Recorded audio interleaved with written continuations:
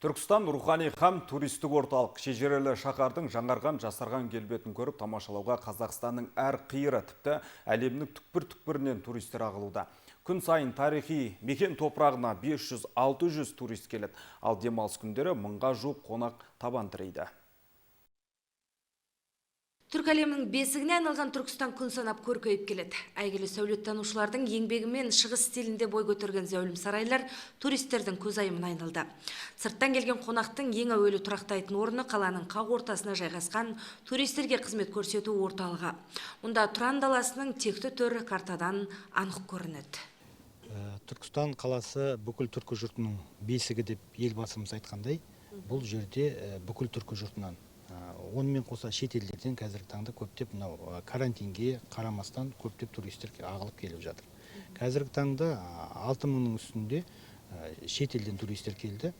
Сонымен қатар бүкіл аудан облыстардан осы жерге келіп рухани тұрғыдан зиярат етіп жатыр. Онымен қатар қазіргі таңда облыс әкімшілігі мен қала әкімшілігінің тарапынан қаланы облыс болуына байланысты көптеген орындар ашылды, театрлар ашылып жатыр. Сіздер бізге белгілі, қазір керуен сарай ашылып жатыр.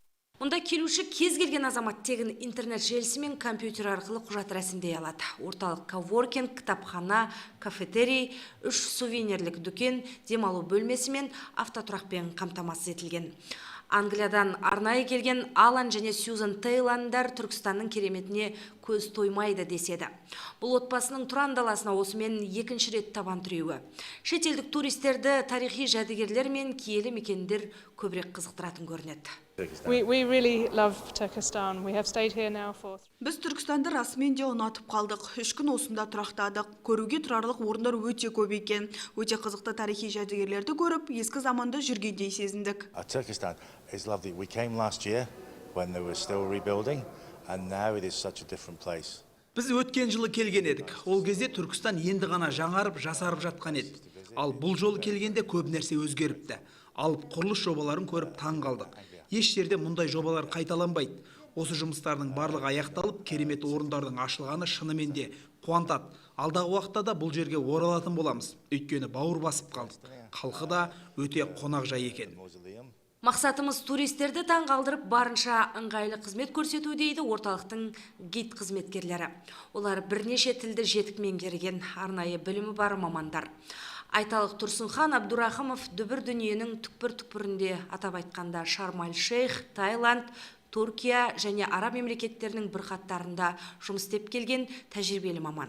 Түркістан халқын ғана емес, облыс көлемінде және республика көлемінде және де ТМД елдерінен келген қонақтарды күтіп алып, шығарып салып, сол кісілерді жайғастырып, Түркістанға түскен, аэропорттан түскеннен бастап қайтып аэропортқа шығып кеткенге дейін қызмет көрсетіп жатырмыз қазіргі таңда. Мен өзім жалпы араб тілін мамандығым, араб тілін маманымын.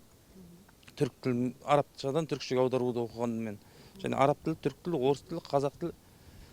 Аздап, Құдайға шүкір, бір курс бітірген ағылшын тілі бар.